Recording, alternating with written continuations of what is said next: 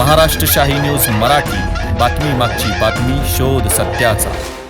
11 मार्चला एक चेन स्नॅचिंगची घटना रिपोर्ट झाली होती। त्यामध्ये एका 60 वर्षीय महिलेचे गंठन जे आहे ते चोरून हिसकाटून नेण्याचा प्रकार घडला होता।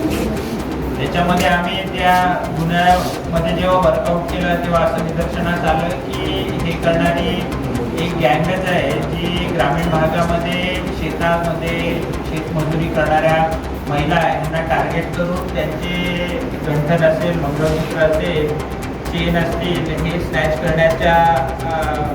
करण्याचं काम ही लोक करत आहेत। याच्यामध्ये वर्कआउट केल्यानंतर असं लक्षात आलं की ही जी गँग आहे ही फक्त जुन्नरमध्येच ॲक्टिव्ह नसून जुन्नर, शिक्रापूर, शिरूर आणि आळेपाटा या 4 पोलीस स्टेशनच्या अंतर्गत यांनी 5 अशा स्वरूपाचे गुन्हे केले होते।